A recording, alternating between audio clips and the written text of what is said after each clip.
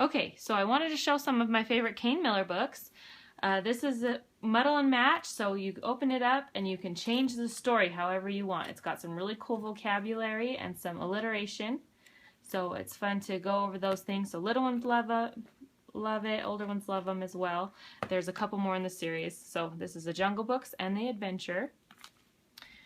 Here's a story called Monsters Aren't Real. So it's a story about a monster who is told monsters aren't real, and he's shocked. So he's on a mission to prove to everybody that monsters are real. Nobody's afraid of him. They all just kind of ignore him. Then by the end, he decides maybe monsters really aren't real after all. He's really sad, and then he finds a friend who says, we'll prove it together that monsters are real. So that's a fun monster story. Here is Dan the Taxi Man, which is a total favorite of mine. It's very rhythmic, and there's a lot of repetition, which is good as well. I'll just read a couple pages from it. Okay. Here's Dan, beep beep, the taxi man. Going to the show and picking up the band. Climb inside while you still can with Dan, beep beep, the taxi man. So he goes through and he picks up different members of the band to take them to their gig. So here's Maureen with her tambourine. Shake a shake crash, shake a shake crash. So it goes on, they get to their gig, they start playing and then realize something's missing. And realize it's Dan, beep beep, the taxi man. So that's a real fun one. Here is one called Why. So it's got questions about animals, different animals. So right here it says, why are zebras striped? And it's got some silly answers. Zebras are horses wearing pajamas. They escape from prison because they can't decide whether they're black or white. So right here, but then it does have the actual answer. Every zebra has a different and unique stripe pattern, just as every person has a different and unique fingerprint. So it goes on and talks about several different animals, but it's fun because it's silly, but it's also very informative. Here's one called No That's Wrong. It's about a little bunny who finds a pair of underpants and he thinks it's a hat, and he goes through and until a donkey tells him, why are you wearing underpants on your head? And proves to him that it really is underpants. He goes through and decides, you know what, I like it better as a hat. He says, no, I was right. It's a wonderful hat. So that's a really silly one.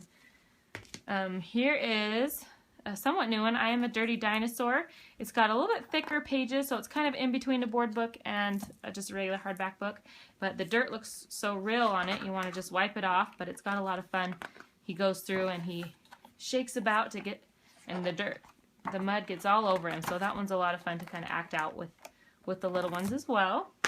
Here is one called Socks, and it's just all about different kinds of socks. So for little ones who just love socks and shoes, just goes through holy socks, daddy socks, baby socks, Christmas socks. So that's a lot of fun. Okay, here are three who are from the same author. And so there's The Children Who Love Books. This is a story about a family who has, they don't have a lot, but they have books, and basically how they connect together with their books, hundreds of books, and they fill their home, so they have to get rid of all their books, and then they realize how lonely they are without their books and without sharing books together. So they go to the library and they can have books again. So here's one, The Boy on the Page. So it's about a boy who finds himself on a page.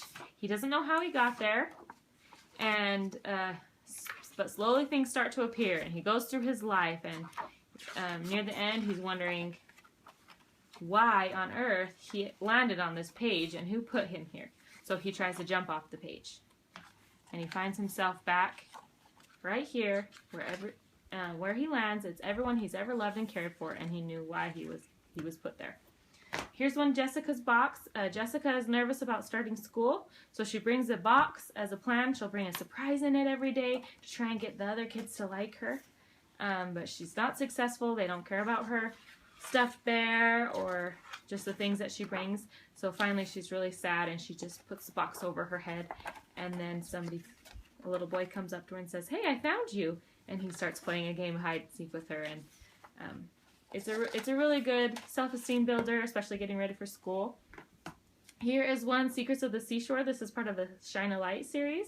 So there are several of these. I don't have a flashlight with me, but I'll have a whole other video of it to look at. But you shine a light behind the page, and a hidden image will appear on the page. So there's a whole series of these, and I'll show you that in a different video.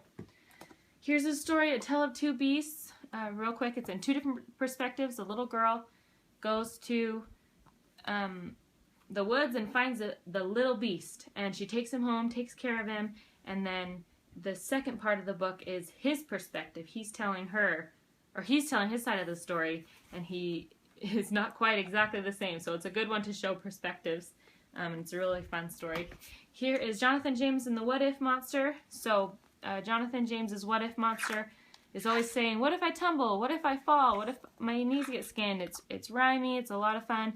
And then at the end he finally decides, well, what if all those bad things don't happen to me? So he kind of turns it around, and that's another good one for being nervous about starting school or just nervous in general about other things. Here's one, Here in the Garden.